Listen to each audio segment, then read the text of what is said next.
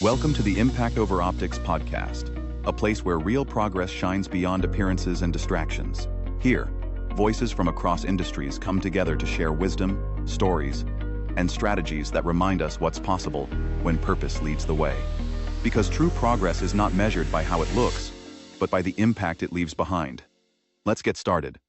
Welcome to the Impact Over Optics podcast, where we go beyond appearances and focus on what really moves the needle: authentic leadership, purposeful results, and lasting impact. I'm your host, Jon Detweiler, and today I'm extremely excited to be joined by Chief Shane Wheeler, a public safety and mobile healthcare leader and innovator. He is currently the CEO of VMS EMS and my boss there. Really another great mentor, another great leader, a good opportunity to learn from. He spent 30 years making tough calls in EMS, often with incomplete information and real consequences on the line. Everybody who knows you knows you're known for staying calm under pressure and being incredibly intentional about how and why decisions get made. His perspective comes from decades of education, balancing mission, people, and risk, and understanding that strong decisions aren't about being right every time. They're about clarity, accountability, and knowing when to reassess the call. He's joining us today to talk about what makes decisions truly bulletproof. So let's get right to it. Chief, I really appreciate you being here today. I am fortunate to call you a mentor, a friend, and a colleague. I'm glad you took the opportunity. You're doing some incredible stuff in the EMS and mobile healthcare space. Do you have any exciting projects that you want to tell us about, something that's going on right now? Well, if you ask some of my staff, I think at one point last year, we have so much going on at a given time. He looked at me and said, "Do you realize we have like 27 different projects we're working on currently?" And I'm like, I just thrive on innovation and what's next. That can be, blessing and a curse sometimes, right? Just taking on. And, Ryan Overberger, the medical director, made a comment the other day about really good at taking bites, but sometimes we forget to chew, not so good at chewing it. So, there's a lot of lessons with there, but there's so many things going on. We have the blood program, which we're really excited about.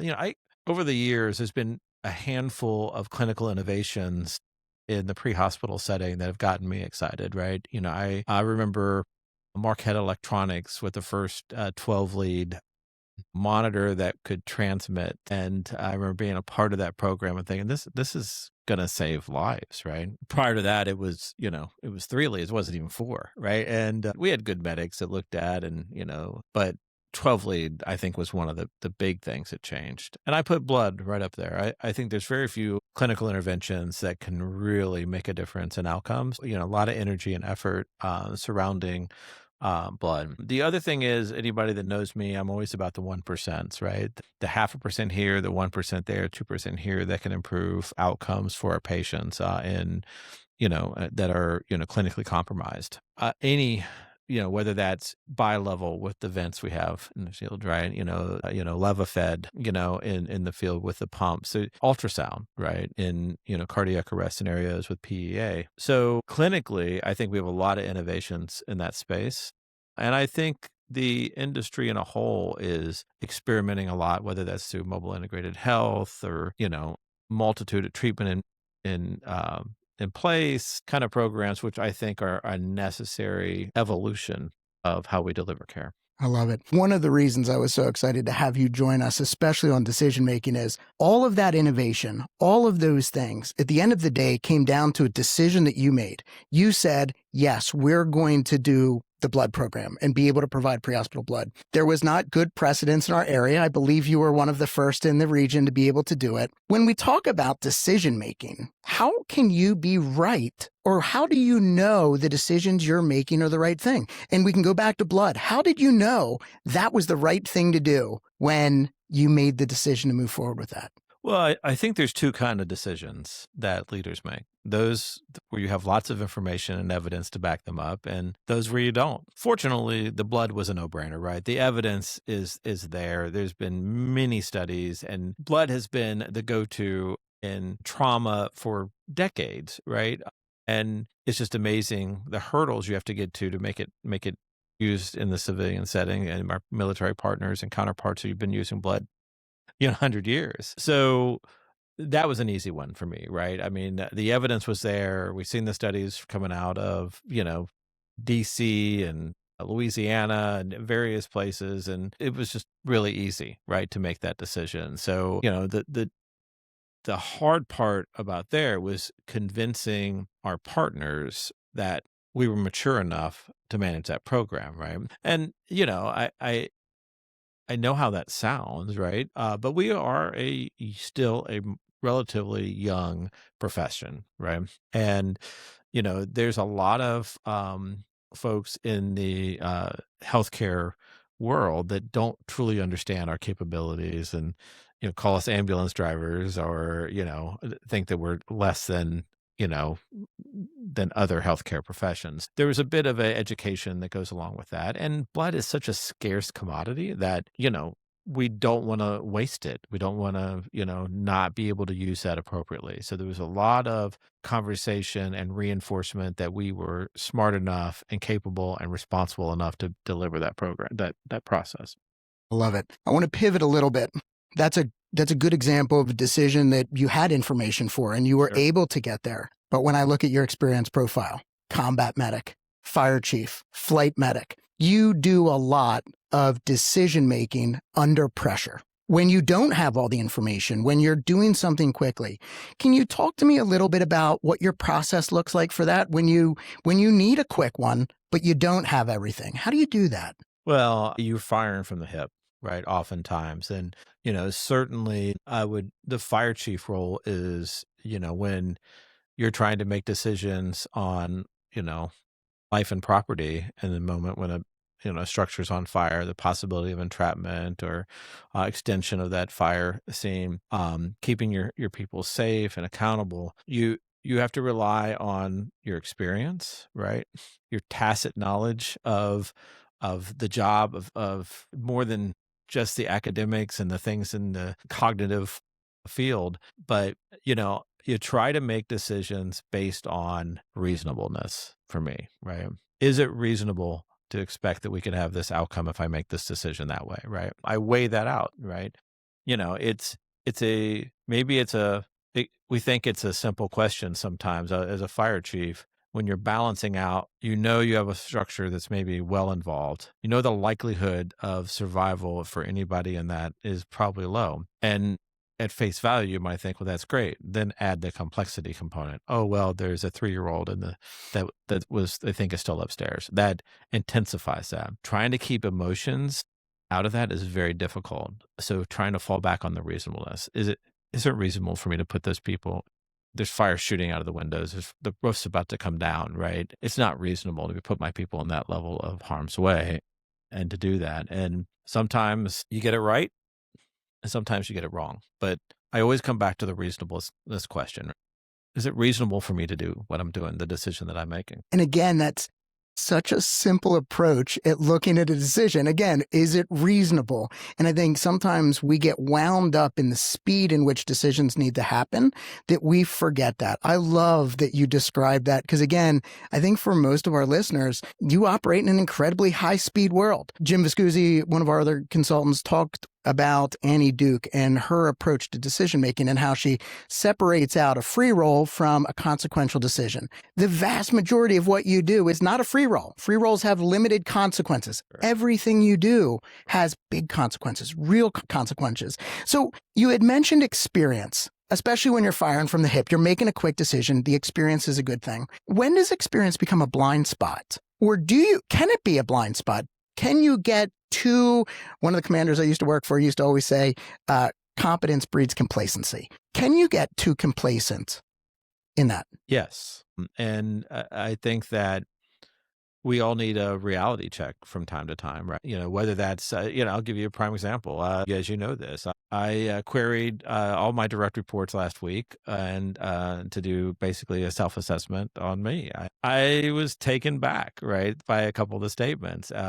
And it causes you to reset. So I think getting yourself out of the routine, out of that kind of box that we live in, whether that's as a fire chief or police chief or a CEO, if we're in our comfort zone of every day, and that might be a fire ground, that might be a heavy rescue scenario, that might be making financial decisions about workforce and what next innovative product, you tend to think that most people, most managers, leaders, can become a little self-absorbed that they can't be wrong, or that everybody loves them, or that they're always going to make the right decision. And I think the way to combat that is to do something different, right? Do something where you are not the expert on, right? And whether that's, picking up a hobby or doing whatever, asking a professional peer, right, to kind of do that. And, something I tell all of our staff is to hold us accountable, right? And from the newest EMT to the paramedic, I'm telling you, this is what the expectation is.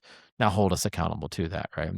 And not being too big to not hear what people are saying, because I think that's really the difference of leaders right today. You're so self-absorbed that you can't be questioned, or if someone does question you, that you take offense to that, then that's a problem, right? Then you shouldn't be in that role. You have to take the punches. Yes, you are human. You're going to have emotions around that. It's lonely at the top and you need to, seriously evaluate what people are saying and deal with that, right? And oftentimes there's always room for reflection and improvement in those scenarios. But, I think it's about critique. How did I do on that call? Did I manage that call appropriately? Was that the right call? Do a survey. What was the outcomes? Or, an outcome survey. So I made this decision to do that. It resulted in this. I said, I'm sending those guys in to do this rescue. 2 got hurt. We lost 3 sections of hose, and it was an unsalvageable situation. Probably wasn't the best decision. So evaluating that, really looking at decisions, from a perspective of how well was that decision? Did it fare, right? What was the outcomes? So I want to go back to something you had said about sending out to your senior leadership sort of a self-reflection or a self-assessment of you. Got to be honest, I feel like that's like standing up naked on live TV. You opened yourself up to your team, a team that you trust.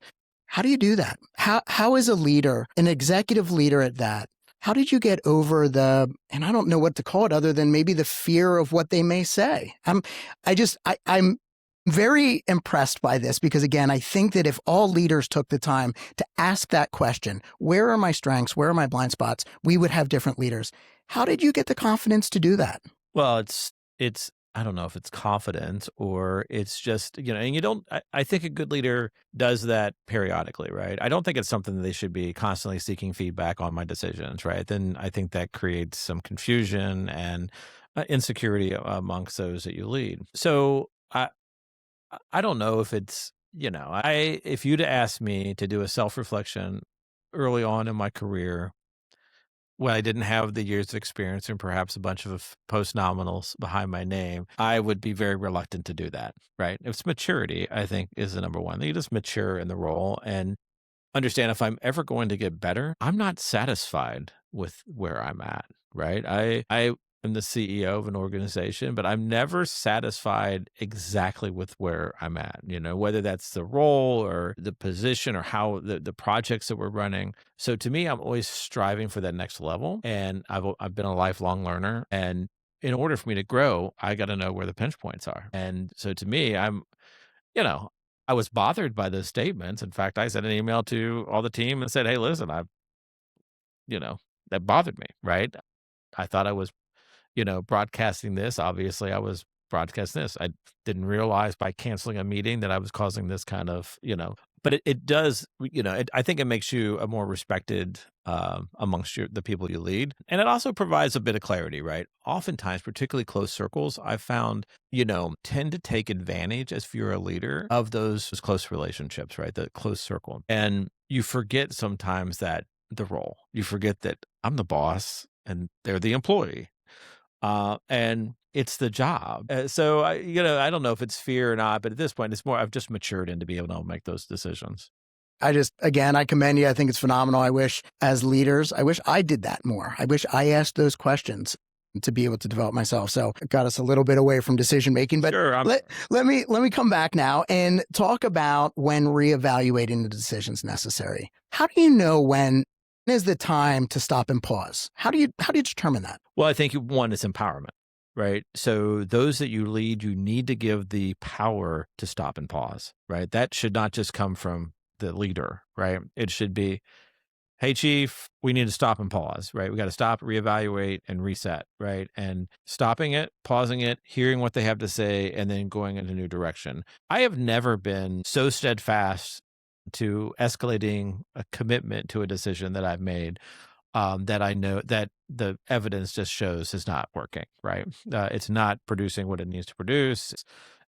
So many leaders get caught up in that. I've made a decision, I'm sticking to that decision, and this is where I'm that escalating commitment's what it's called, right? And it often leads to very disastrous outcomes at the end, bad business venture that people keep dumping money in that this does not get there, or a decision that is, or I would say an indecision or no decision that is perpetuating a negative outcome. To me, it's constant evaluation. If we're talking about high stakes decisions, I'm constantly evaluating it. If I can't breach the door, or say we're going this direction, it's taking long to do this, then the second route is we're going to go through a window. We're going to do this or that if it's a fire scenario.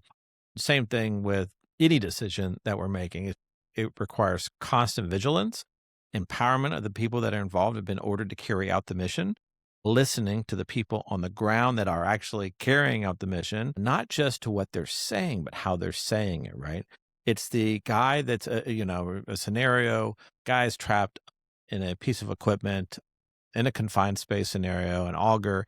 Send the paramedic in. They're trying to get the guy out. 20 minutes into the call, the guy asks for a sledgehammer. And you're like, what do you need a sledgehammer for? Because I'm going to break this guy's leg to get him out, right? It's time to pull that guy out. So listening to tone, listening to what they're saying, and just understanding what's being transmitted, not just by, words alone. So that's how I do it. I love it. And again, I think it's a tough thing as a leader sometimes to be able to do that, to pause and say, no, we're going to have to recalibrate. So I admire the way you do that. Let's do some rapid fire questions real quick here. Going to give you a statement just off the top of your head. The first thing you think of, one habit leaders should start doing immediately. Self-awareness. I love that. That one's great. One decision that didn't work, but made you better. One decision that didn't work that made me better, right? I think I've been forged out of so many bad decisions and learned from them that it's so hard to pick on one. I don't even know how to answer that. So let me ask you this. What's a good learning then you took out of them? I try to really do a lot of reflection on failures. Let's talk about a business dealing, right?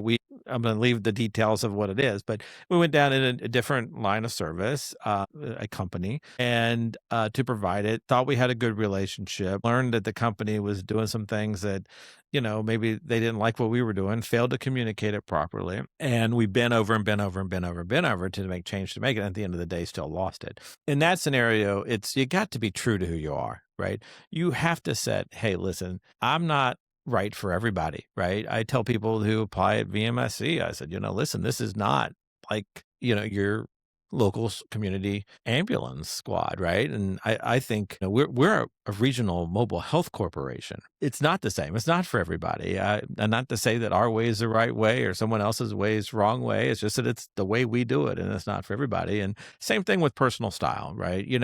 There are people that I have been able to work with that are just great. And then there have been some that is just like, I knew going into it, this probably is not going to work out. You give it the benefit of the doubt, but you try to work it, guide them your direction. But sometimes that works, sometimes it doesn't.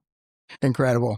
Last rapid fire question. One question leaders should ask themselves before making any decision. How are my personal biases influencing the decision I have to make here, right? I think that's important, right? And, whether that's how do I benefit or not benefit from this decision? Do I have, an unconscious bias towards a particular way or not? I think, again, coming back to that self-awareness, really trying to understand how this decision is going to impact me. Because we often think, well, I got to fire this guy or I got to do this, right? You don't think that there's a personal toll to that. The hardest thing I think a leader with any kind of, moral credibility has is taking a livelihood away from somebody, right? It's been compared to, death, divorce, right? And you have to take that seriously. It's a lesson I have learned over the course of decades when I thought it was just easy to do that and it was my way or the highway. Today we take those decisions very seriously, right? And and understand what it really means to people when you have to go down that direction. Because unfortunately, in a leadership position, the buck's got to stop with someone, and you have to be able to make those hard decisions. Absolutely incredible. I really appreciate you taking the time today. So we always ask all of our guests the same question. What is the takeaway that you want our listeners to get today? I think that for anybody that's considering, either those that are in leadership decision-making positions or aspire to be in that, I think that the way I would want to leave people is get a good understanding of who you are first, right? And whether that's through 360-degree disc assessments or just talking to people and to get their honest opinion about you, and then build upon that to be, not only that about who you are, but what they think a good leader is. Incredible. Absolutely awesome. Thank you, Chief Wheeler. I really appreciate you joining us on the Impact Over Optics podcast. Please follow the Chief on his podcast, The Chief's Cadence, hosted on gems.com, where he explores practical discussions with EMS leaders and field providers. I'm Jon Detweiler, and remember, authentic change always outlasts appearance. Until next time, lead with purpose and leave a real mark. Thanks again for joining us on the Impact Over Optics podcast. We hope today's insights sparked fresh ideas and reminded you of the power of purpose-driven work. Please share this episode with others who believe in real change, and join us again as we continue to look beyond appearances and focus on the impact that truly lasts.